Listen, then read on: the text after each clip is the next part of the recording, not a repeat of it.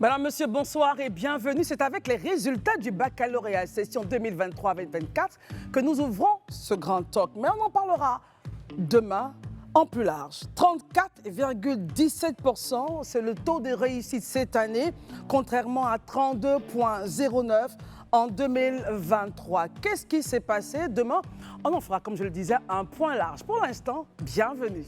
Le grand talk démarre maintenant.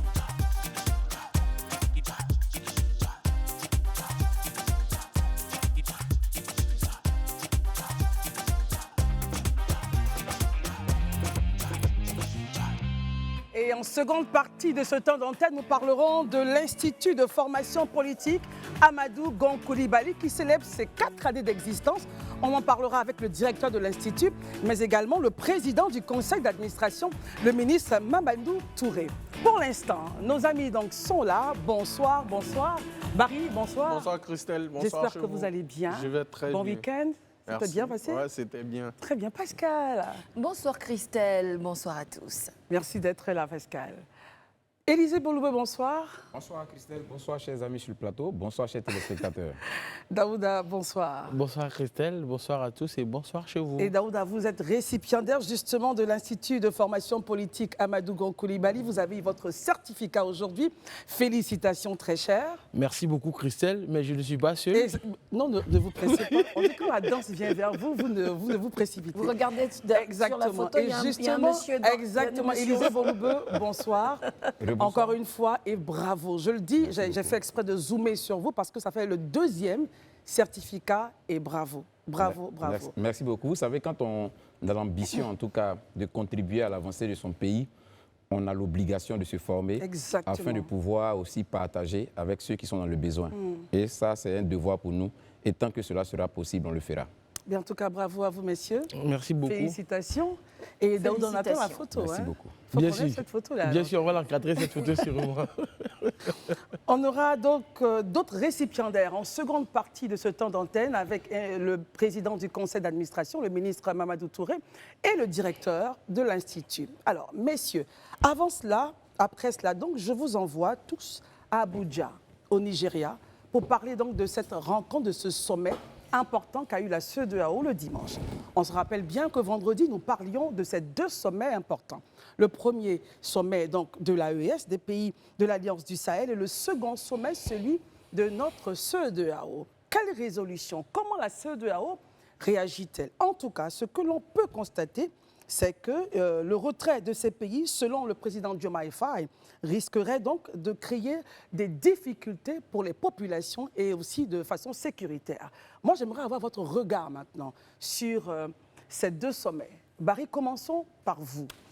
Juste une petite retro de ce qui s'est passé au Niger, au premier sommet, la Confédération née, et ensuite on ira de Niamey à Abuja. Allons-y. Effectivement, le samedi dernier, les 3 chefs des différentes transitions du Niger, du Burkina et du Mali se sont retrouvés à Niamey. Lors de leur premier sommet organisé, on a assisté au discours, je dirais maintenant habituel, du capitaine Traoré qui tirait sur tout le monde. Le colonel Goïta a fait un discours qui ressemblait plus à un discours d'orientation. Mais grosso modo, ce qu'on peut retenir, c'est qu'ils ont décidé d'unir leurs efforts au sein d'une confédération. Comment ça va se passer? Comment la structure va se constituer? Je pense qu'ultérieurement, ils communiqueront là-dessus. Mais pour le moment, ce qu'on retient, c'est que c'est la confédération. Et dans leur dynamique, ils ont dit qu'ils tournent le dos à la CEDEAO. C'est cela. Voilà. Maintenant, s'agissant du sommet de la CEDEAO, je pense que les autres, comme on l'a dit la dernière fois, c'était un sommet ordinaire, ce n'est pas un sommet extraordinaire. Voilà, ils ont déroulé l'agenda, mais ils ont aussi surtout mis les autorités de ces 3 pays-là devant leurs responsabilités. Parce que quitter la CEDEAO a des conséquences de part et d'autre. Donc, M. Touré, qui est le président de la commission, a essayé d'égrener ces potentielles conséquences, comme l'établissement des visas pour intégrer l'espace CEDEAO, la perte d'un certain nombre de privilèges, dont la facilité dans la construction d'entreprises dans l'espace CEDEAO, mais aussi potentiellement les questions de résidence et de circulation des personnes et des biens qui seront revues. Donc voici un peu ce que la CEDEAO. Mais la CEDEAO ne ferme pas la porte à la discussion. Il a été demandé au président Bassirou Diomaye Faye de mener une délégation pour essayer toujours de ramener les principaux protagonistes autour de la table des discussions. Je pense que pour moi, c'est une posture responsable parce qu'on ne veut pas, comme le président Faye l'a dit, une forme de désintégration. Parce que c'est vrai que c'est 72 millions de personnes, l'AES, mais c'est pratiquement, le Niger fait 1 260 000 km², le Mali fait 1 240 000 km². C'est des territoires vastes qui sont difficilement contrôlables, surtout vu la structure organisationnelle de ces États-là. Donc ça peut mettre à mal la sécurité de toute la sous-région. Daouda, justement, le président Diomaye Faye disait « Nous devons tout faire pour éviter le retrait de ces pays, de ces 3 pays frères. Ce serait le pire des scénarios et une grande blessure aux panafricanistes que nos pères fondateurs nous ont légués. » En même temps, quand il dit ça, la veille, il a été dit « Nous faisons la confédération et nous sortons définitivement de la CEDEAO. » Pour vous, la voie de sortie, ce serait quoi? En tout cas, pour ma part, la voie de sortie, ce serait qu'il reste. Mais j'estime pour ma part que la CEDEAO est en train de se bercer dans ce que j'appellerais sa candeur. Parce que ce serait naïf de la part de la CEDEAO de penser que ces 3 pays, ces 3 dirigeants de l'AES vont revenir. Pourquoi est-ce que je dis cela? Là, justement? Non, mais parce que la porte est toujours ouverte, ils espèrent qu'ils reviennent toujours. M. Diomaye Faye et je crois bien le Togo ont été envoyés en émissaire pour qu'ils reviennent à la table de discussion. Pour moi, c'est de l'utopie. Pourquoi est-ce que je dis cela? La première chose, c'est que n'oublions pas que ces 3 présidents de transition sortent de la CEDEAO pour quelle raison? Ils sortent de la CEDEAO pour la simple et bonne raison parce qu'ils veulent se maintenir au pouvoir. Ils n'ont pas envie d'avoir à discuter d'un calendrier de transition pour passer le pouvoir à un pouvoir civil. Première chose. La deuxième chose, ils sortent de la CEDEAO au détriment même des peuples dont tu parlais, les 72 millions de personnes qui vivent au Mali, au Burkina, au Niger. La dernière fois, je le disais ici, ils n'ont demandé l'avis de personne. Parce qu'aujourd'hui, quand tu regardes, en tant qu'observateur, quand tu regardes dans la presse et un peu partout, mais que ce soit les Maliens, les Ivoiriens, les gars du Niger, du Burkina, tout le monde s'inquiète. On se demande, qu'est-ce qu'on va faire? Qu'allons-nous devenir? Comment on va se gérer ces problématiques? Donc, du coup, ça veut dire qu'ils n'ont pas pensé aux réalités que cela va engendrer. Quand on sait que les échanges économiques qu'il y a entre la Côte d'Ivoire, la Côte d'Ivoire et le Mali et le Burkina, ou bien même, je ne dirais même pas la Côte d'Ivoire seulement, entre la CEDEAO et entre les différents membres de la CEDEAO, ils ne prennent pas en compte tout ça. Eux, ils avancent. Ils avancent comme un bateau fou, sans boussole, en mer, et du coup, on ne sait pas où on va avec eux. En tout cas, je ne sais pas où on va avec eux. Alors, Élisée, la question justement de la volonté des peuples. Alors, ces responsables, enfin, ces leaders de partis ou de pays, ces présidents de pays, je peux le dire ainsi, estiment qu'ils ont la caution du peuple, bien qu'il n'y ait pas eu de référendum inscrivant donc la question pour avoir l'avis. Mais les populations les suivent. La preuve, il y a eu donc masse à l'accueil des différents présidents, on l'a vu. À la demande donc du président Tiani, les populations sont sorties en masse pour acclamer, ovationner donc les différents leaders. Comment est-ce qu'on peut déterminer la vision de leur peuple? Que disent concrètement leur peuple? Et comment est-ce qu'on pourrait donc avoir une voie de sortie, puisqu'on parle des peuples, les peuples souffrent. Finalement, que disent les peuples burkinabés, maliens et nigériens? Bon, ça c'est bien malin, celui qui pourra vous répondre par l'affirmative ou la négative, parce que la seule manière pour moi de pouvoir avoir l'avis d'un peuple, c'est de passer soit par un référendum, et puis à l'issue du référendum, qui est une consultation populaire, on peut voir ce que la population veut. Ce n'est pas le cas dans ce cas précis. Mais à un degré moindre même, on peut avoir l'avis du peuple à travers les médias. Mais aujourd'hui, dans ces pays-là, les médias n'existent quasiment plus. Ils sont suspendus d'activité. Donc, tu ne peux même pas savoir exactement aujourd'hui ce que la population pense en réalité.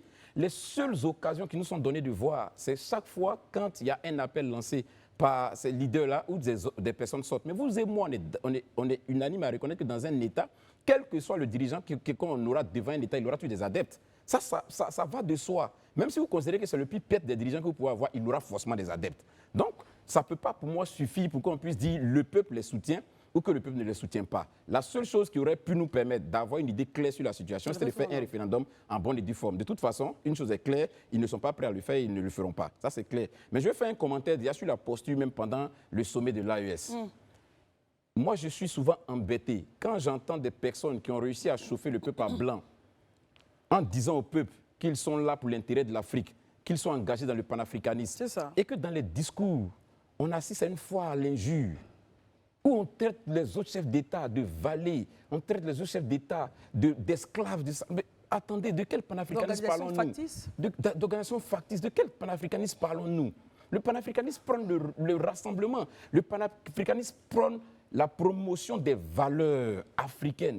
Mais les valeurs africaines, ce n'est pas la division. Les valeurs africaines, c'est la solidarité, c'est le partage, c'est l'union, c'est l'unité. C'est ça les valeurs africaines en réalité. Certains vous diraient également que dans les propos, dans la posture de certains présidents de la CEDEAO, dans la posture de la CEDEAO, on pourrait sentir un peu de la condescendance.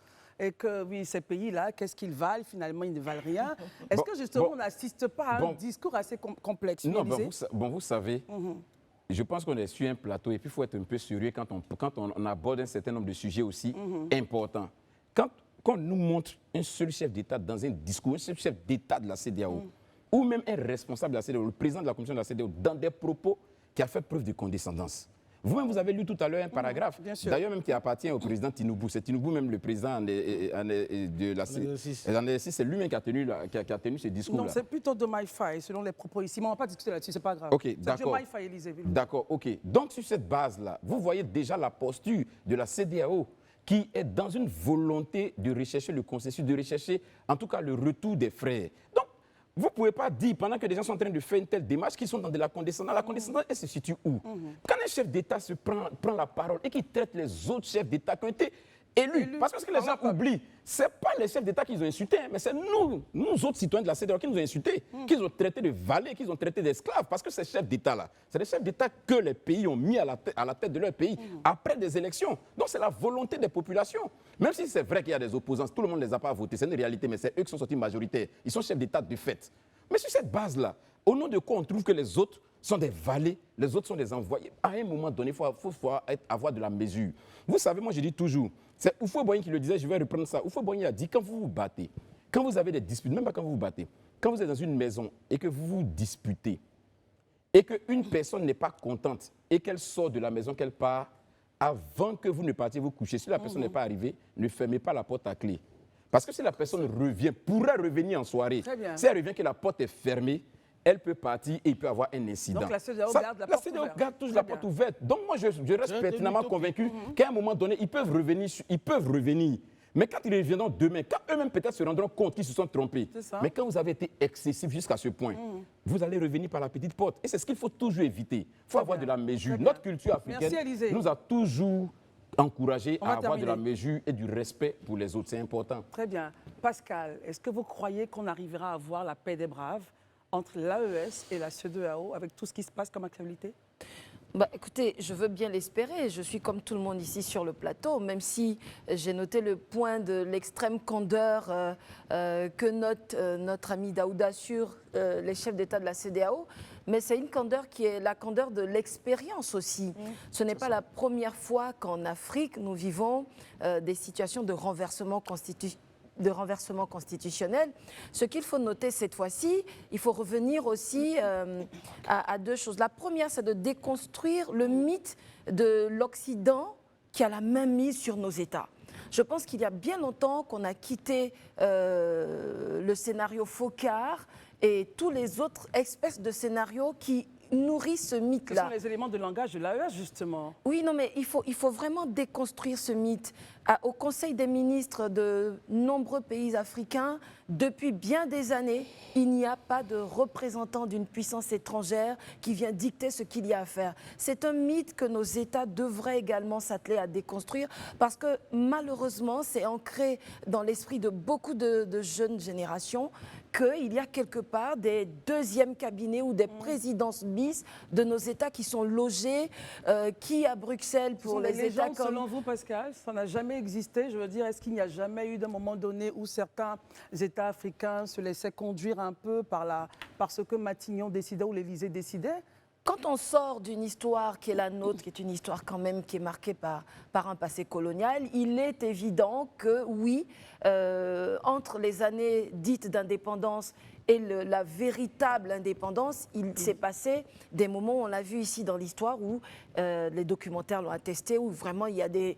pardonnez-moi le terme, des coups qui venaient de certaines capitales européennes qui étaient donc l'ancien colonisateur. Ça a existé, mais il me semble que depuis de longues années maintenant, ça appartient au passé. Ce qu'il y a, c'est des forces en présence qui s'équilibrent au gré des négociations qui sont en cours. Et ça arrive dans tous les pays du monde. Le deuxième point que je voudrais souligner, c'est la question des promesses que ces militaires aujourd'hui au pouvoir avaient dites, parce que c'est sur la question des promesses au peuple qu'ils sont venus faire leur coup d'État. Ce qu'ils ont dit, pour la plupart, en tout cas pour les trois, c'est on vient rétablir l'ordre constitutionnel, on vient rétablir la démocratie, on vient de redonner la liberté au peuple. Et il me semble que chacun s'était engagé dans un certain temps un agenda dit bien précis, de transition. Et que ce temps de transition-là, pour la plupart, est passé. Et qu'ils ont trouvé matière à reconduire le temps de transition. Il faut aussi qu'ils reviennent à leurs promesses eux-mêmes et qu'ils donc laissent la place aux civils, donc la place à un pouvoir démocratiquement élu. Barry, concrètement, quels seront les impacts de la Confédération des États du Sahel sur la libre circulation des biens et des personnes, de façon concrète? Parce que dans le texte, justement, de Omar Touré, président de la commission de la CEDEAO, il a fait les États, il a dit attention, on pourrait avoir des visas, on pourrait avoir donc des points, enfin, les documents de résidence, des difficultés pour circuler, en tout cas. Voilà, ce qui mettait à mal la gestion, justement, de la circulation des biens et des personnes dans l'espace communautaire. Permettez que je revienne sur un certain point avant de répondre à la question, s'il vous plaît. Allez-y, je vous en prie. Voilà, en fait, c'est la fois à un jour dont a évoqué Élysée. Moi, je pense que quand j'analyse, le capitaine Traoré, il est dans une dynamique. Et pas lui seul, les trois. Ils avaient des engagements vis-à-vis de leur population que Pascal a soulevé tout à l'heure. Aujourd'hui, dans leur narratif, la construction de l'ennemi n'est plus collée à celle du djihadiste qui tue les civils au Mali. C'est collé à qui? L'ennemi est collé au chef d'État voisin. Parce que quand vous écoutez le capitaine Traoré, même à Moscou, le président Macky Sall l'avait rappelé à l'ordre parce qu'il parlait de commander. Oui, il avait dit que les chefs d'État étaient partis commander. Or, en réalité, celui qui était allé commander, c'était lui-même, parce que c'est à lui qu'on avait donné du blé. De l'argent. Vous voyez? Donc aujourd'hui, moi je pense que quand on suit la logique, les djihadistes sont devenus des alliés de circonstances pour ces trois-là. Parce que dans aucun argumentaire, tu n'entends une injure vis-à-vis d'un djihadiste ou d'un criminel. C'est vis-à-vis de leurs collègues ou des autres chefs d'État. Donc, ils sont dans une logique où la fin de la crise qui touche les pays aujourd'hui va mettre à nu leur manque d'action sur le terrain. Très bien. Quand on finit de dire ça, Barry, et on est dans le débat, mais malgré cela, ils avancent. Et je rappelle ils avancent comment? Oui, mais ils avancent, on a quand même une confédération. Le Burkina Faso a près de 50% de son territoire qui est hors contrôle. 50 pays qui tient, le Mali, le Burkina, le Mali, le Burkina, le Niger, se sont réunis. On a le premier sommet. Ils ont entériné. Donc ce que vous dites, c'est vrai, ça s'entend. Mais ils ont entériné, ils ont formé donc leur confédération. Mon point, c'est comment est-ce qu'on interagit, justement? Comment est-ce que ça évolue? Parce que la CEDEAO dit, nous, on espère que vous revenez. Eux, ils vous disent, nous, on fait notre confédération. Christelle, comment ça se passe pour les populations de l'espace commun? J'allais en venir. Oui. Moi, je pense que les trois, là, ils sont déconnectés de la réalité. Vous voyez, en Afrique de l'Ouest, dans la CEDEAO, chaque pays a son profil. Il y a des pays du Sahel. En plus de ces pays du Sahel, il y a la Guinée, le Sénégal, qui sont des pays vraiment de migration, qui sont des pays qui ont une grande diaspora. Quand vous prenez ces trois pays-là, ils ont de grandes diasporas. Au Mali, le nombre de Maliens en dehors des frontières se situe autour de 8 millions de personnes. Les 8 millions, je n'ai pas les chiffres exacts en Côte d'Ivoire, mais vous savez très bien que les Maliens sont nombreux en Côte d'Ivoire. Les Nigériens, il y en a plein au Nigeria. Donc, quand vous décidez de sortir est-ce que réellement vous prenez en compte la situation de vos populations de la diaspora? Je ne crois pas. Je pense qu'ils sont un peu dans une logique de diaboliser les autres pour justifier leur légitimité de pouvoir. Voilà, parce que c'est des visas. C'est probablement la carte de séjour. C'est les difficultés de création d'une entreprise. Et ça, je pense qu'ils ne l'expliquent pas bien aux populations. Parce que si les populations sont au courant que tous ces paramètres-là vont les toucher, mais quand vous écoutez, ils disent non, c'est une puissance qui influence tel, c'est tout ce narratif-là qui nuit aux relations. Écoutons Daouda, justement, qui demandait la parole. Daouda, concrètement, sur le terrain, dans le factuel. Hein. Non, concrètement, au-delà de ce que Barry vient de dire, la question des visas, carte de résidents, carte de séjour, comme on veut création d'entreprise, je veux dire, après, les États n'ont pas d'amis. Les États n'ont que des intérêts. C'est clair. Voilà. Moi, je veux dire, quand on regarde la situation de la Côte d'Ivoire, où on parle de plus de 3 millions de Maliens ou 4 millions de Maliens, je ne sais pas, on est à combien de millions de Burkinabés ici? Environ 3 millions. 3 millions, combien de Burkinabés de Nigériens? Je veux dire, après, l'État de Côte d'Ivoire peut décider, puisqu'on a des accords entre nos différents pays, des accords cadres qui existent déjà. Donc, l'État de Côte d'Ivoire et l'État du Mali, on peut décider de laisser les visas, les cartes de résidents entre nous. Aujourd'hui, donc les accords bilatéraux, on peut voir. Voilà, entre la Côte d'Ivoire, le Maroc n'est pas dans la CEDEAO, mais entre la Côte d'Ivoire et le Maroc, il n'y a pas de visa. Mais là où je veux en venir, c'est qu'il va falloir que, pour que ces accords puissent tenir, il va falloir aussi que M. Ibrahim Traoré puisse tenir sa langue. Il faut des interlocuteurs qui se respectent. Il ne va pas s'asseoir à tout moment, faire de la foi, à de l'injure, à chaque fois qu'ils sont en train d'insulter les gens. Parce qu'effectivement, tu as le droit de sortir. Moi, en tout cas, je dis, ils sont sortis s'ils sortent de l'AES, on se rappelle de la CEDEAO. On se rappelle très bien, l'Angleterre est sortie de l'Union européenne. Même la Mauritanie est déjà Voilà, ça n'a pas créé, ce n'était pas un tollé généralisé. Il y a des accords entre eux. Mais il y a ce qu'on appelle le gentleman agreement. On discute, on peut échanger, on peut faire des bons procédés, mais il faut savoir tenir sa langue. Il faut savoir parler aux autres. Et c'est ça qui va faire en sorte que peut-être que les autres États de la CEDEAO vont vouloir peut-être discuter entre eux. Donc, j'estime que partant de ce fait-là, c'est possible. Mais pour l'heure, tant que Ibrahim Traoré, Assimi Goïta et Tiani tiendront toujours des discours guerriers, je pense que les autres présidents de la CEDEAO vont aussi tenir des discours guerriers. Par principe de réciprocité. Heureusement, c'est pas ce que la CEDEAO fait. La CEDEAO montre justement qu'elle a de la mesure et qu'elle s'est une organisation. Elle est candide jusqu'à quand? Élisée Boloubo, juste un dernier point et on va recevoir notre invité. Juste un dernier point avec vous. D'accord, ok. Moi, je pense que le président de la commission de la CEDEAO a bien expliqué les risques éventuels qu'encouraient les pays de l'AES s'ils mettaient leur projet à exécution jusqu'au thème de leur projet, notamment sur l'aspect politique, l'aspect diplomatique, avec certainement l'avènement des visas et tout ce qui va avec, comme les uns et les autres l'ont dit, sur le plan économique. Et puis, quand vous lisez un peu la déclaration du président de la commission de la CEDEAO, elle est tellement claire. Vous avez la preuve là que durant ces mois, contrairement à ce que certains pensaient, que la CEDEAO ne faisait que bavarder, la CEDEAO a pris la peine d'étudier, de mener des investigations pour voir l'impact que ces trois pays-là, s'ils sortent de la CEDEAO, c'est que ça aura sur l'organisation. Ils vous donneront des chiffres exacts sur les échanges économiques. Qu'est-ce que la CEDEAO paie, mais qu'est-ce qu'eux aussi paient? Et quand le président de la Commission explique, il donne des chiffres sur ce que vous allez perdre, ce que vous risquez de perdre en réalité. Même les projets qui sont financés par la BOAD et par la BIDC, qui seront suspendus, ceux qui vont sortir de l'organisation sous-régionale, qui sont membres de ces pays-là, près de 130 personnes, ce n'est pas négligeable. C'est toute une vie de personnes et de citoyens qui sera mis à rude épreuve. Les représentations de la CEDEAO dans ces pays-là, bien sûr, ils seront fermés. Donc c'est pour dire que quelque part, je pense qu'à un moment, on peut avoir, comme je le disais la dernière fois, on peut avoir des ressentiments. Mais les ressentiments ne doivent pas prendre le pas sur la raison. Très bien. Après, quand on finit de dormir et qu'on se lève le matin, on se dit, OK, j'étais fâché hier, mais aujourd'hui, devant la réalité, je pense qu'il faut que je fasse procès de bas. Et ma prière, c'est que vraiment la sagesse habite les uns et les autres et qu'ils comprennent que quand on finit de se fâcher, il y a un moment pour pouvoir faire la paix et la paix des braves. Au nom des peuples burkinabés, maliens, ivoiriens, ghanéens. Le credo de la CEDEAO, c'est la CEDEAO des peuples et non des États. On espère que justement, la pensée donc très forte que nous avons en direction des peuples de la CEDEAO pourra faire en sorte que la paix des braves soit pour la paix et la stabilité de notre région. C'est un sujet que nous suivons de très très près et évidemment, nous allons y revenir. Pour l'instant, messieurs, après avoir parlé de l'espace communautaire, allons-y en France. Messieurs, dames,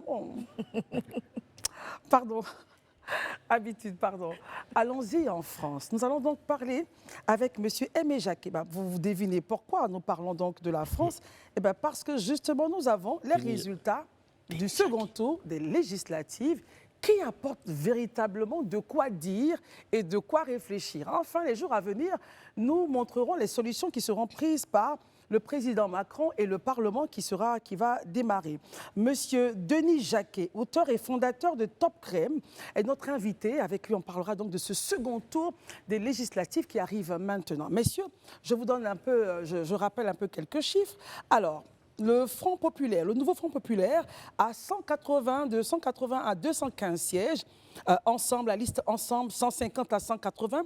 Et le RN, le Rassemblement national, que tout le monde, voilà justement, que même Jordan Bardella pensait se voir dans la peau de Premier ministre à Matignon, finalement, il n'y sera pas.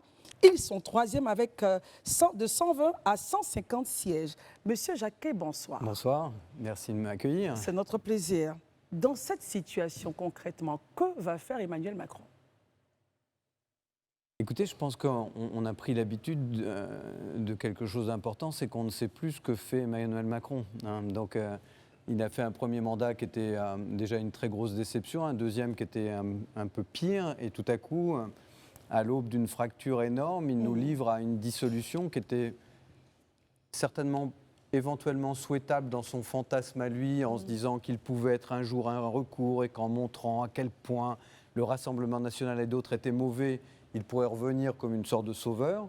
Et puis en fait, il est en train de nous livrer à un massacre électoral complet, avec une assemblée complètement ingouvernable, un gouvernement dont on ne sait pas comment il sera composé.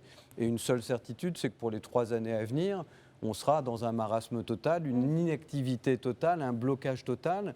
Et quand vous analysez le sort de l'Europe aujourd'hui, qui est en déclin déjà depuis une vingtaine d'années, et que la France était quand même un des poumons de cette Europe, vous vous dites que non seulement la France va régresser, mais que le déclin européen va s'accélérer. Donc, je veux dire, à part Macron qui croit en Macron, il n'avait pas compris que la France n'avait plus envie de lui, que nous livrer au chaos était certainement ni une solution pour lui, ni une solution pour le reste du pays. Ouais. Très bien. Alors, Barry? Alors, la France, historiquement, a toujours été une puissance à part. Je dis puissance à part parce qu'à l'époque des 2 grands blocs, la France était quand même un pays qui ne s'alignait pas forcément sur un bloc. Ouais. Au temps du général de Gaulle, il y avait la doctrine de Gaulle sur le plan diplomatique. Aujourd'hui, est-ce que ce n'est pas la posture diplomatique du gouvernement Macron qui a vraiment donné de l'ampleur au RN en France? Écoute, alors, sans tomber, moi je ne vote pas RN, donc que les choses soient claires, hein, mon épouse est africaine, ça serait assez malvenu. Mais aujourd'hui, ce qui a livré... Bon, Macron n'est pas le seul coupable. Non. Le premier rapport sur le problème que posait l'immigration en France, et je ne parle pas de l'immigration au sens large, mais de la radicalisation d'une partie de la population française, a été remis à Chirac par de Villepin il y a quelques décennies. On n'a rien fait. J'écoutais une Ivoirienne à l'Athletic Club où je jouais au tennis l'autre jour qui disait « mais quand on est dans un pays... on s'intègre dans ce pays. » Et je trouvais que c'était une réflexion, mais tellement évidente. Quand on est dans un pays, on s'intègre dans un pays. Aujourd'hui, vous pouvez venir dans des villes entières de France et vous demander si vous êtes toujours en France. Alors, ça ne pose pas de problème qu'il y ait de la diversité de couleurs, de la diversité de pratiques. Est-ce que justement, c'est pas ça qui donne la force au RN, justement? Mais c'est ça qui a donné de la force au RN. Mais ce qui a donné de la force au RN, c'est qu'aucun des gouvernements des 3 derniers, que ce soit Sarkozy, que ce soit Macron ou Hollande, n'ont jamais rien fait et n'ont jamais adressé ce problème. Donc le problème vient quand même principalement d'ici. C'est un problème de sécurité. Puis surtout, les Français sentent bien, les plus démunis, que le gâteau se réduit, qu'il en reste peu. Et donc forcément, le premier à exclure, c'est celui qu'on considère comme un étranger. Donc il y a une part de réflexe un petit peu nombriliste et raciste. Mais en fait, assez largement, il est juste de dire que on n'est pas une terre d'islam radical et que vous regardez ce qui se passe en France, mais regardez ce qui se passe en Italie, ce qui se passe en Suède. La montée des extrêmes est essentiellement liée à la montée de la radicalisation. Même à Londres aujourd'hui. Même à Londres. Quand il y a eu la première manifestation contre la guerre à Gaza, vous aviez 300 000 femmes en burqa. Vous dites, mais c'est pas possible. Exactement. On est à Londres ou on est... Je veux dire, même Abu Dhabi, l'Arabie Saoudite, etc., ne supportent pas ce genre de choses. Alors, votre discours, justement, m'interpelle parce que vous avez le discours du RN, mais vous ne votez pas RN. Mais pour moi, c'est C'est-à-dire que juste complètement impossible. Ouais. Le RND, on ne reconnaît plus les villes de France. On ne se retrouve plus en tant que Français. Chez nous, nous sommes un peuple chrétien. Envahi, peut-être. Voilà. Les habitudes, on ne les retrouve plus. Alors, c'est aussi fondamentalement l'une des charpentes, justement, du RN. C'est de dire, c'est l'immigration illégale. Cette façon de ne pas s'intégrer, venez, mais intégrez-vous et faites comme nous, parce que vous êtes chez nous. Ouais. Mais vous votez à gauche. Alors, moi, je ne vote pas spécifiquement à gauche, pour être très honnête avec vous non Très plus, bien. mais aujourd'hui, en fait, je pense que la plupart des peuples européens, ce qu'ils ne supportent pas, c'est effectivement qu'il y ait des gens qui non seulement ne s'intègrent plus, mais en plus luttent contre les valeurs d'un pays. C'est-à-dire qu'aujourd'hui, ils n'ont pas de problème avec les musulmans, ils n'ont pas de problème avec les juifs qui sont toujours extrêmement bien intégrés, pas plus qu'ils ont eu avec les Portugais, les Espagnols, quand ils sont venus massivement il y a des décennies. Regardez, il y a 2 générations, les parents marocains, algériens qui sont arrivés en France, mais ils adoraient la France. Bien sûr. Et les gens adoraient les Marocains et les Algériens qui étaient ici. Le problème, c'est qu'aujourd'hui, ce sont des gens qui luttent contre la France ou contre l'Italie, etc. Donc c'est ça que les gens ne supportent plus en disant mais qu'est-ce qui se passe?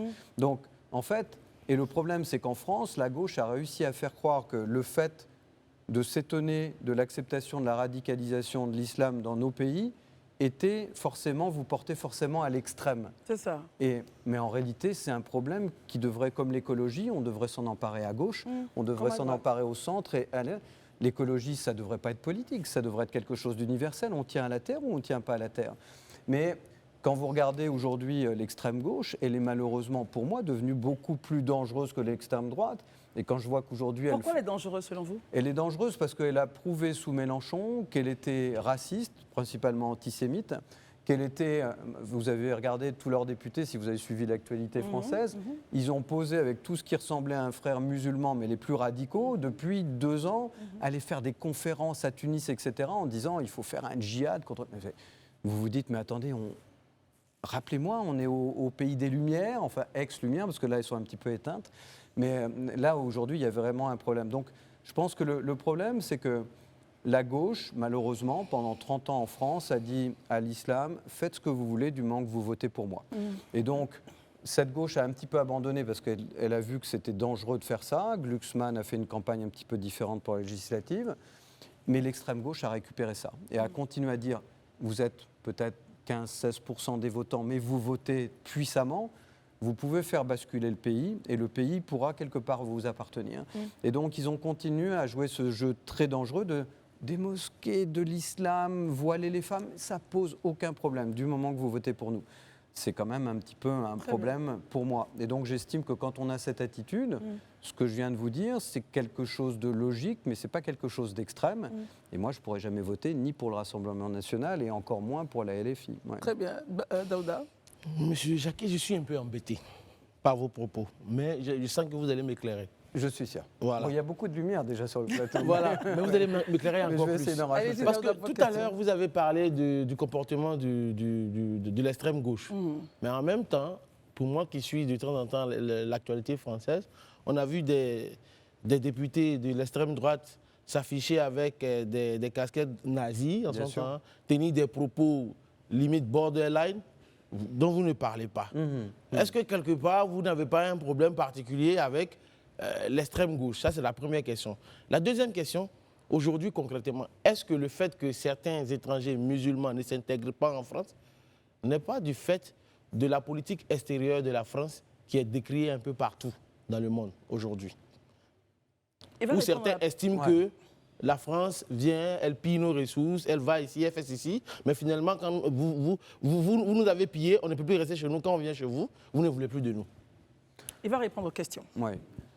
Je pense que c'est un long débat pour refaire l'historique de la France, mais l'historique de tous les pays, parce que finalement, je crois que c'est Pape Ndiaye, notre ancien ministre de l'Éducation, qui rappelait que le plus grand esclavagisme dans l'histoire de l'humanité était le fait des musulmans contre les Noirs. Donc il le rappelait, c'était bien que ce soit lui qui le rappelle, parce que finalement, quand on regarde l'histoire, depuis l'Égypte, etc., c'est pas forcément toujours l'Occident qui a le plus à rougir, sans mauvais jeu de mots, de ce passé assez catastrophique. Et si vous allez aujourd'hui encore un peu à Dubaï ou dans certains pays du Moyen-Orient, si vous allez en Libye, La plupart des Africains qui sont là-bas sont quasiment séquestrés, on leur vole leur passeport, ils sont quasiment en situation d'esclavage. Donc l'esclavage n'est pas l'apanage de l'Occident, et donc je ne pense pas que c'est pour ça qu'on en veut particulièrement à la France. Le Rassemblement national a passé beaucoup de temps à ne rien dire, à ne rien faire pour se donner une nature acceptable. Bon. Et donc, du coup, de temps en temps, sauf que on n'échappe pas à sa nature. On est dedans. Est-ce que ce Bardella, on est encore à ces paradigmes, à ces mimiques, au FS et tout? Je pense qu'il y a une énorme différence entre le Rassemblement national aujourd'hui de Bardella et le Front national du père Le Pen. Oui. Bon, on est quand même dans deux univers très différents. Mais il y a quand même un fond qui est toujours là. Donc vous allez toujours trouver des casques à pointe, des drapeaux nazis, parce qu'il y a des gens qui sont vraiment des petits nazillons de service, etc.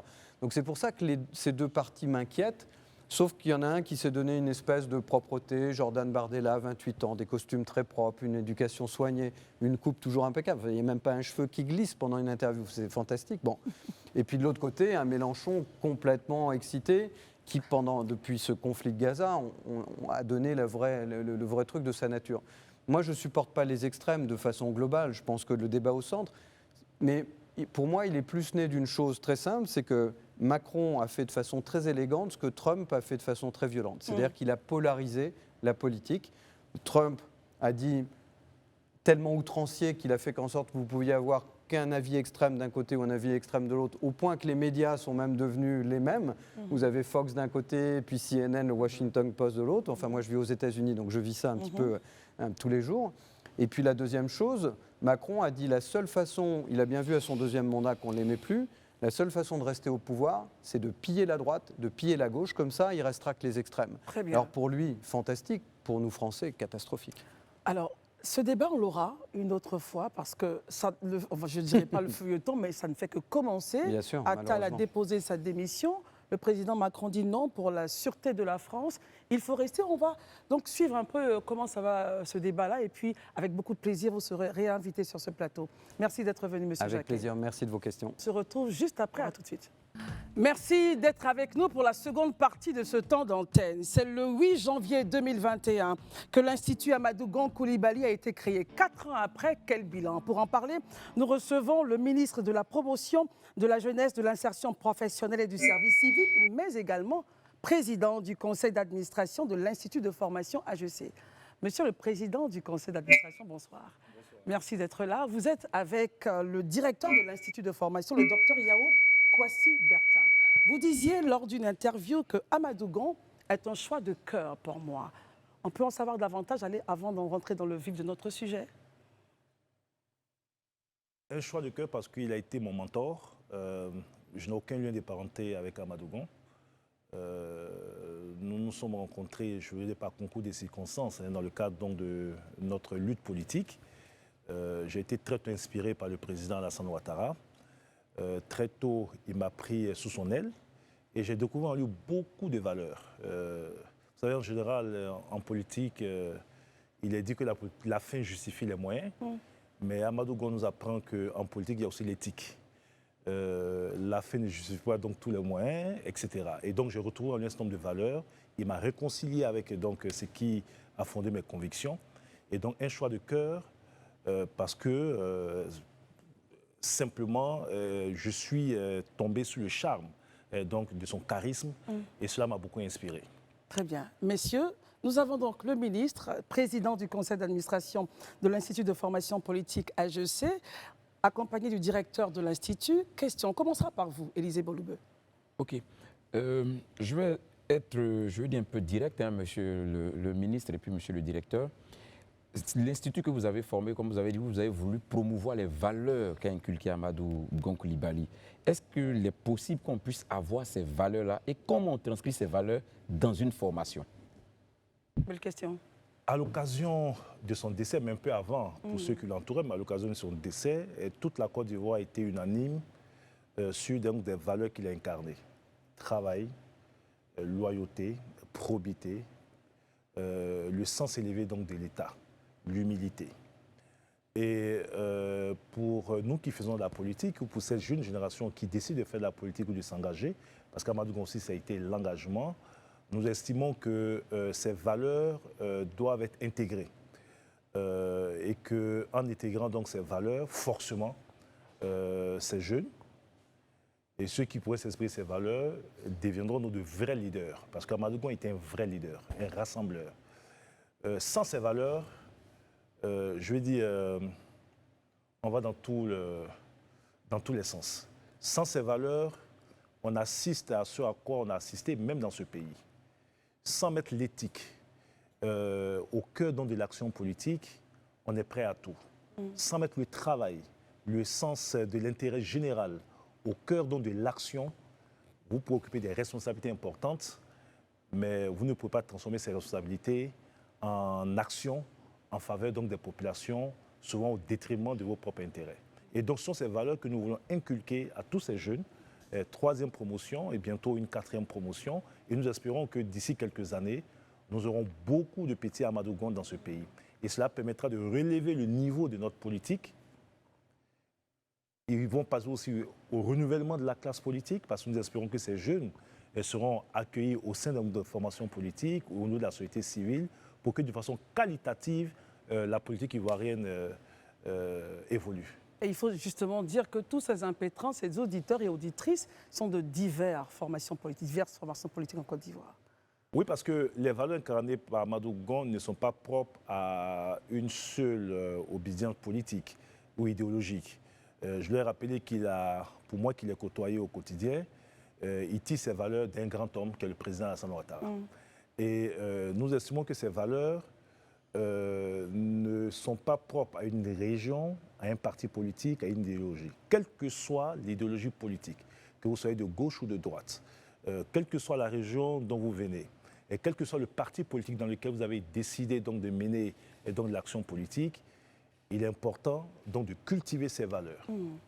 Monsieur le directeur, un mot sur la question? Vous revenez juste sur la question. Comment on traduit cela dans des enseignements? Vous savez que, je vais prendre un exemple de l'histoire, enseigner le leadership, enseigner l'engagement politique a été fait sur de longues années. Cela aboutit parfois, je l'ai dit, à des dirigeants qui ont été perçus dans le monde comme des monstres. Je donne le cas de Hitler, le cas de Mussolini. Ce qui nous concerne, c'est de prendre ces modules de formation en ayant pour substrat, en ayant pour base des valeurs telles que des valeurs positives incarnées par le Premier ministre Amadou Koumdé. On a dit aujourd'hui, c'est la probité, c'est la fidélité dans les choix, c'est l'engagement, c'est l'éthique, c'est l'amour pour sa patrie, et puis tout cela sur un fondement culturel qu'il maîtrise bien, qui est le fondement de la culture Senfo que nous connaissons pour nous qui sommes ivoiriens, comme étant une culture pleine, entière, tournée vers l'humanisme. Donc voilà comment nous traduisons cela en modules de formation. Donc les curricula sont basés sur la vision entière de feu Amadou Gon Coulibaly. Oui. Tous les curricula. Tous les curricula, c'est vrai qu'il y a tout un ensemble de cours, mais la base c'est ça. On peut former des gens, j'allais dire aussi avec de mauvaises bases. C'est ce que nous voulons éviter. Daouda? Monsieur le directeur, vous allez garder la parole. Moi, je voulais savoir, il y a au moins une bonne vingtaine de jeunes derrière vous. Oui. Comment est-ce que l'Institut Amadou Gon sélectionne ces jeunes-là pour qu'ils aillent en formation? Même si le ministre veut que je réponde, je ne répondrai pas. Vous êtes là pour ça. Nos critères de sélection sont vraiment des critères les plus ouverts. Chaque année, nous lançons un appel à candidature sur le site de l'Institut, qui est, j'allais dire, relayé dans sur tous les réseaux sociaux, dans la presse écrite, parfois la télévision, et nous recueillons les candidatures. Et elles sont nombreuses, ces candidatures? Oui, la première année, nous avons voulu prendre 200 étudiants sur un mois et demi, et lorsqu'on a ouvert, au bout d'une semaine, on était à 4600 candidatures, au moins.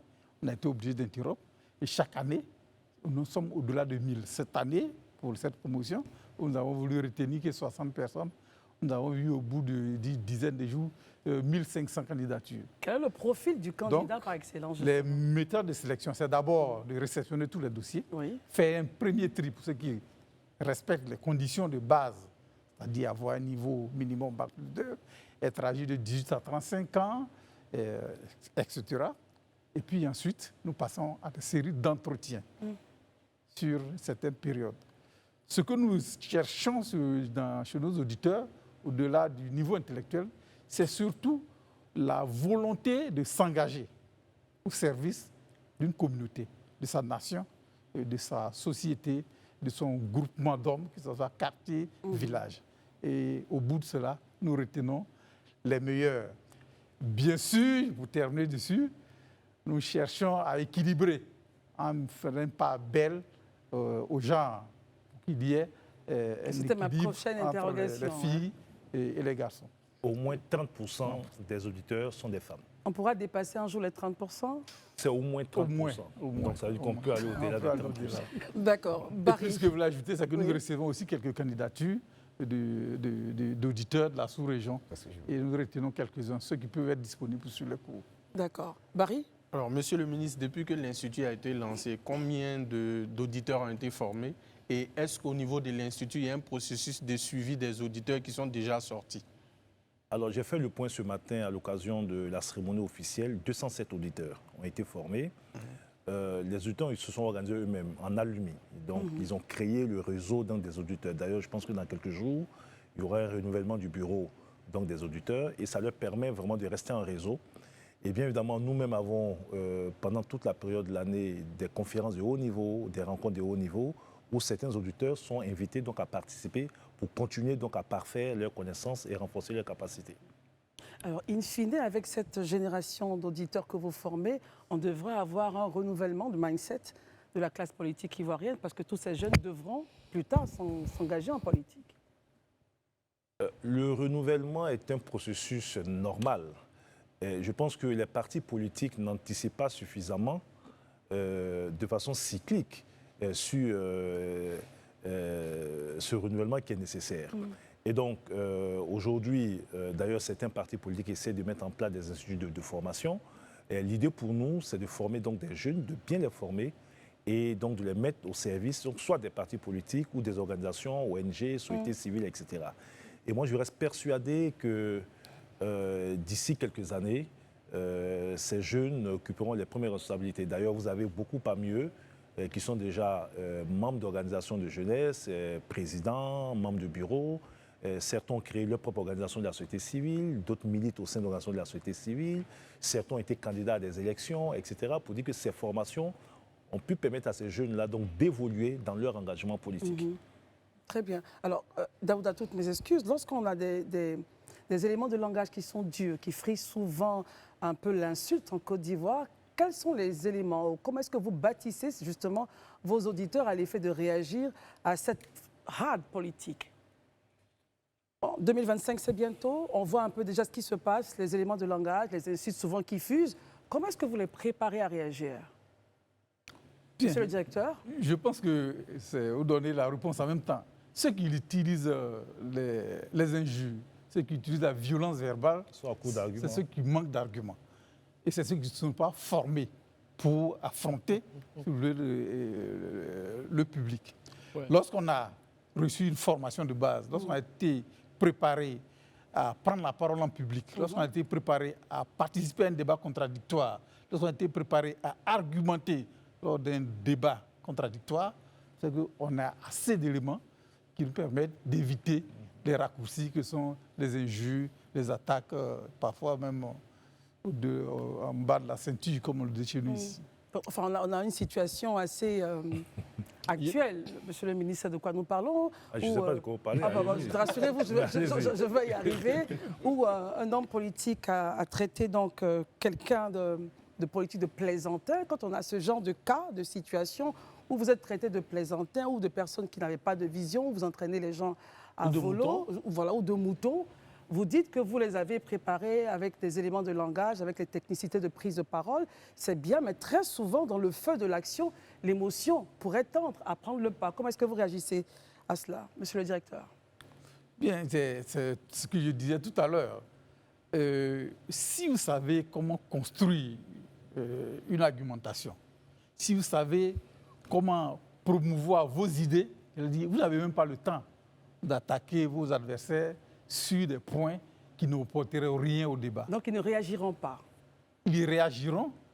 Mais pas à la hauteur pas de cette façon. Monsieur le ministre? Mais je veux compléter. Vous savez, on a tous suivi le débat au niveau de la plus grande démocratie du monde, hein, entre le président sortant américain et le président, enfin, son adversaire qui était président donc à l'époque. On a tous vu le niveau du débat. Donc pour dire que ce n'est pas propre à l'Afrique, ce n'est pas propre à la Côte d'Ivoire, dans toutes les démocraties, il y a le débat, il y a la contradiction, il y a souvent le verbe qui voit l'eau, il y a des termes qui sont utilisés, etc. Après, tout dépend de comment on se positionne en fonction de l'éthique et des valeurs qu'on se donne. Et tout dépend de comment on se positionne en fonction donc, du fond argumentaire qu'on veut donner donc, au débat. Donc, oui, on peut traiter son adversaire de plaisantin, mais il faut démontrer qu'il est un plaisantin. Quand il n'y a pas de démonstration derrière, ça devient donc... on déconstruit le discours. Voilà. Et donc, ils sont, en tout cas dans la formation, préparés à tout ça. Après, il leur reviendra en fonction de leur sensibilité, en fonction de la situation dans laquelle ils se retrouvent, d'avoir les instruments. L'Institut leur donne des instruments. Instruments donc pour décortiquer un discours, pour analyser un discours, comprendre les concepts, comprendre les enjeux actuels du monde, comprendre donc les sujets qui font l'actualité. Maintenant, il leur reviendra donc d'avoir, selon leur sensibilité, la posture qu'ils veulent. Mais Amadou Gon Coulibaly était, vous savez, il était un homme de conviction, tout le monde l'a dit, mais qui respectait beaucoup, mais qui était ferme sur ses convictions. Et vous, Monsieur le ministre, comment est-ce que vous répondez donc à ce politique-là qui vous a pas bien qualifié? Justement, ce sera l'exemple pour nous. Comment est-ce que vous réagissez? Écoutez, j'avoue que je n'avais même pas vu, hein, il y a quelques heures que quelqu'un m'a envoyé une vidéo où un député, c'est de bonne guerre. Écoutez, ce député parle au nom d'un candidat, président de son parti. Nous avons essayé donc de démontrer que ce candidat raconte beaucoup de contre-vérités. Nous avons essayé de nous montrer les limites de son discours. Maintenant, si pour ça on nous traite de plaisanter, bon, quand quelqu'un dit qu'il a fait la dévaluation en Côte d'Ivoire, c'est une autorité publique, qu'il a été nommé en avril 1994 et que la dévaluation a eu lieu le 10 janvier 1994, il raconte des contre-vérités. Quand quelqu'un dit qu'il a construit la mosquée du plateau, qu'il a réhabilité, construit, équipé, etc., alors que ça a été fait 10 ans ou 15 ans après, c'est de la contre-vérité. Donc il y a beaucoup de contre-vérités, mais après c'est le débat. Il faut que les gens acceptent la contradiction. Quand le président Ouattara fait par exemple un discours, l'état de la nation, mais tous les députés de l'opposition se sont succédés pour critiquer le discours du chef de l'État. Au nom de quoi on ne pourrait pas critiquer quelqu'un parce qu'il viendrait de Jupiter ou de Mars? Non. Tous ceux qui sont sur le terrain politique doivent accepter. La politique, c'est aussi accepter la critique. Et donc après, bon, chacun y va selon sa sensibilité. En tout cas, moi, ça ne me fait rien du tout. Pour moi, ça participe donc du débat. Maintenant, le niveau du débat doit être un peu plus élevé et j'espère que cette jeune génération sera suffisamment armée pour mener donc le débat, même contre ceux qui peuvent tirer le débat vers le bas. Et c'est donc justement l'attitude qu'il faut avoir. Vous avez gardé le temps, vous avez gardé votre sérénité, vous avez parlé avec sourire. En réalité, on est dans l'exemple directement. Non, je ne veux pas me positionner en donneur d'exemple, etc. Voilà. Je dis, bon, aujourd'hui, j'ai suffisamment de maturité et d'expérience pour relativiser ce genre de discours. C'est tout. Daouda. Merci, Christelle, d'avoir fait l'antéo-ambulaire. Vous avez ouvert la voie pour moi. Monsieur le ministre, dernièrement, on voit que l'opposition sort des coups de massue, ça et là, à gauche, que ce soit au niveau du PPACI, que ce soit au niveau du PDCI et des autres partis. Mais dans les coulisses, on apprend qu'au niveau du RHDP, vous êtes en train de corser un peu votre communication. On est en train de parler des rendez-vous du RHDP. C'est quoi concrètement cette nouvelle trouvaille de M. Touré? Non, ce n'est pas une nouvelle trouvaille. Vous savez, en 2018, le RHDP a initié cette plateforme qu'on appelait les jeudis du RHDP, qui permettait aux porte-parole du parti, aux cadres du parti, donc d'avoir un espace d'expression, d'information et pour décortiquer l'actualité. Les autres nous ont suivis après, parce que tout ce qu'ils font, en réalité, c'est le RHDP qui l'a commencé. Donc nous pensons qu'aujourd'hui, à 15 mois de l'élection présidentielle, c'est le temps des débats, c'est le temps de la clarification. Nous avons un bilan, le président a fait l'état de la nation, et nous estimons qu'on ne peut pas laisser des gens polluer le débat politique, intoxiquer, tordre le cou à la vérité. Donc cet espace est créé non seulement pour nous permettre d'être au cœur de l'actualité, mais surtout montrer ce que le RHDP a apporté à ce pays, mais surtout ce que nous allons apporter à ce pays les 10-15 prochaines années. Vous n'en avez pas assez? Assez de quoi? Daouda sera la dernière question. Oui, ce sera la dernière question. Assez de quoi? Non, mais je veux dire, vous n'en avez pas assez. Est-ce qu'il n'y a pas une nouvelle transmission qui va arriver très bientôt? Soyez clair, Daouda. Je parle d'alternance politique. Ah, très bien. Ouais. Alors, vous devez savoir que l'alternance ne se décrète pas. Les possibilités d'alternance, ce sont les mécanismes démocratiques qui permettent à des populations, à un peuple, à un moment donné, de choisir les dirigeants qu'ils veulent. Et cette alternance est basée sur les rapports que ces populations peuvent avoir et la confiance qu'elles peuvent avoir dans l'action donc de tel ou tel. Aujourd'hui, j'estime que nous sommes les seuls au niveau des RHDP à incarner une alternative crédible. J'estime que nous sommes la seule formation à avoir donc un nombre de cadres aussi important, aussi expérimentés, qu'ils soient un peu plus âgés ou moins âgés, en tout cas qui, pendant ces 15 dernières années, ont mis le pied à l'étrier, ont appris. Et le président Ouattara, pour moi, a déjà préparé la relève. Et l'idée aujourd'hui, c'est qu'au-delà de ma génération, ceux-là, dans les 10-15 prochaines années, puissent donc... Nous, on n'a pas bénéficié de ça, Daouda. Vous savez, nous, on a pris sur le tas. Aujourd'hui, former ces jeunes, pas forcément pour les RHDP, même si certains pourraient adhérer au RHDP ou dans d'autres partis politiques, l'idée, c'est de permettre donc d'avoir des jeunes qui, dans quelques années, donc pourraient occuper donc l'espace politique. Mais, ce n'est pas décrété, puisque l'expérience montre que tous les partis politiques chantent jeunes, mais très peu font de la place aux jeunes. Le président a pris une loi qui garantit la participation aujourd'hui des jeunes aux processus de prise de décision. Nous allons initier pour le Conseil des ministres et le Conseil du gouvernement un décret qui permettra donc de proposer un quota donc, de jeunes aux assemblées élues pour forcer les politiques à faire de la place aux jeunes. Très bien. Monsieur le ministre, je vous prends au mot. Vous disiez tout à l'heure que le président de la République a déjà préparé la relève. On attend toujours son mot, s'il sera candidat ou pas. Mais quand vous parlez de la relève, qui exactement vous voyez dans le viseur? Mais c'est parce que le débat est réduit. Parce que lorsqu'on parle de relève, vous pensez tout de suite à la présidence de la République de Côte d'Ivoire. Alors que lorsque moi je parle des relèves, je parle d'une équipe donc, composée d'hommes et de femmes préparés à occuper les plus hautes fonctions donc, de ce pays. Je vous dis, je donne quelques exemples. Il y a 15 ans, Mamadou Touré n'était rien dans ce pays. Il y a 15 ans, si vous parlez de Debo Belmonde, de Amadou Koulibaly, de Masséré Touré, de Khalil Konaté, etc., etc. Le président nous a pris tout jeune, ce que beaucoup n'ont pas fait. Il nous a confié des responsabilités. Nous avons grandi au fur et à mesure pour être là où nous sommes. Nous n'avons pas été parachutés. Je vous rappelle que moi, avant de rejoindre le président de la présidence, j'ai été chargé d'études dans des ministères, j'ai été conseiller technique dans des ministères, j'ai été ensuite conseiller technique à la présidence, ensuite conseiller à la présidence, ensuite secrétaire d'État et ensuite ministre. Et j'ai commencé mon engagement politique, et tout le monde le sait, au nom donc d'Abobo Sagbé Céleste, militante de base. J'ai animé l'espace Sorbonne au plateau. Vous avez commencé tout bas. Je suis devenu responsable de communication du RHDP en Suisse. Ensuite, membre des instances du... Monsieur le ministre, qu'est-ce que vous voulez dire concrètement? Ce que je vais dire, c'est que vous avez un bon nombre de personnes aujourd'hui qui ont eu un parcours avec le président Ouattara, qui sont jeunes ou relativement jeunes, et qui depuis ces 15 dernières années ont été formés, continuent de se former.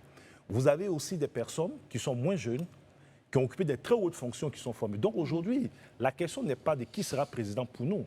La question est de dire que quel que soit le président, est-ce que c'est que ce soit Alassane Ouattara ou celui qui l'aura désigné, quel que soit le choix, vous voulez dire? Quel que soit le choix, que le président soit candidat ou qu'il choisit quelqu'un, est-ce que vous avez l'équipe qui est à même de gérer? Parce que je vois un peu le nombrilisme dans certains partis politiques où tout est réduit à une personne, mais même si cette personne n'est pas extraordinaire, arrivée là où elle est, elle gouverne avec qui? Très bien. Avec qui de compétent? C'est ça. Donc il faut creuser le débat. Voilà. Écoutons Élisée pour la dernière question, vraiment très courte, parce qu'il est déjà 29 et on finira à 30. Ok, monsieur le ministre, moi je voudrais déjà vous féliciter pour cette initiative de former des jeunes gens, en tout cas à prendre la relève en ce qui concerne vraiment, je dis, la gestion de la vie politique future de notre pays. Mais là où je suis un peu dubitatif, c'est est-ce qu'aujourd'hui, après les 3 promotions, vous pouvez nous donner une cartographie de ce que ces étudiants, ces auditeurs-là sont devenus en termes de société civile, en termes de partis politiques? Est-ce qu'on peut aujourd'hui avoir une cartographie? Combien sont dans les partis politiques? Ils sont à quel niveau? Et quels sont ceux qui sont dans la société civile? Pour qu'on ait au moins une idée. Honnêtement, j'aurais souhaité que ce soit on leur donne la parole pour qu'eux-mêmes puissent témoigner. C'est ça. L'un des jeunes les plus illustres, c'est Kodé Mamadou, qui est devenu président des jeunes du RHDP. Vous avez certains qui sont membres des instances de jeunesse du Front populaire ivoirien. Il y en a qui sont au niveau de l'organisation, parce que tous ne veulent pas faire de la politique. Il y en a qui veulent s'engager dans des organisations de la société civile. Oui, bien sûr. Maintenant, ils ont été formés, ils veulent s'engager. Ils reviennent au parti politique d'avoir suffisamment de flexibilité, d'ouverture pour permettre donc à ces jeunes donc, de s'engager. Il ne faut pas avoir peur aussi donc, de donner de la place à ces jeunes dans les partis politiques. Il faut leur faire confiance. Et nous allons donc faire un plaidoyer pour cela. Et en tout cas, la porte est ouverte au RHDP. Ça se dit. Alors, monsieur le ministre, vous terminez pour 2025 concrètement. Vous pensez que le RHDP, avec le candidat qui sera présenté par le président de la République, pourra gagner les élections? Pourquoi le candidat qui sera présenté par le président de la République? Pourquoi pas le président? On vous dire que le candidat s'appelle Alassane Ouattara. Il faut que cela soit clair. Il n'a pas encore dit oui aussi. Oui, mais c'est notre souhait. Maintenant, si le président n'accepte pas notre demande, il va forcément désigner quelqu'un. Et dans tous les cas de figure, et je vous le dis avec beaucoup de sérieux et de sincérité, nous allons gagner parce qu'il n'y a pas de hasard en politique, il n'y a pas de spontanéité en politique. Nous avons aujourd'hui 125 communes sur les 201 communes de Côte d'Ivoire. Nous avons la majorité, donc l'écrasante majorité des régions. Nous avons 168 députés sur les 255. Et à l'occasion des dernières élections, j'ai vu vos chiffres qui sont vrais. Le RHDP a eu 1 700 000 voix, où les autres partis ont eu à peine 1 million de voix. Et donc, à 15 mois de l'élection présidentielle, nous sommes suffisamment ancrés au niveau national pour gagner ces élections. Après, les débats sur les réseaux sociaux, les débats élitistes, etc., c'est bien.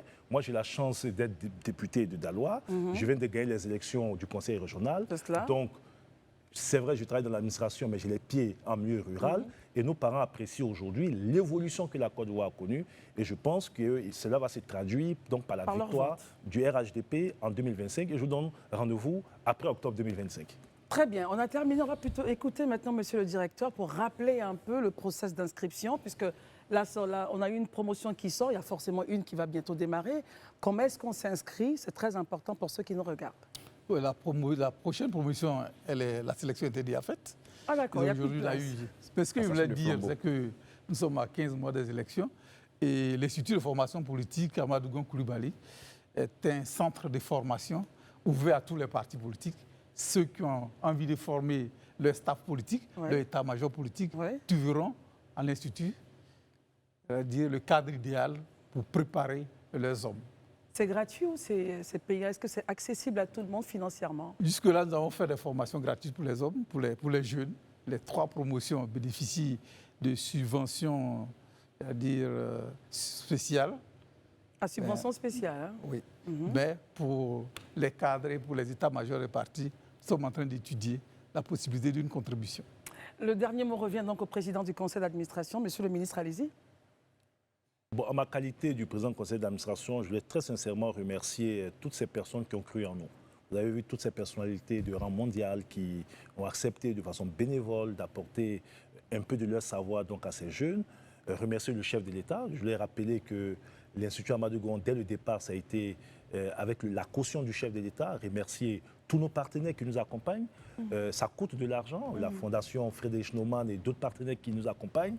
Et dire que cet instrument se veut un instrument au-delà des clivages politiques, de formation d'excellence de la future élite donc de demain. Et j'espère vraiment que nous réussirons à atteindre cet objectif pour le bonheur de la démocratie ivoirienne.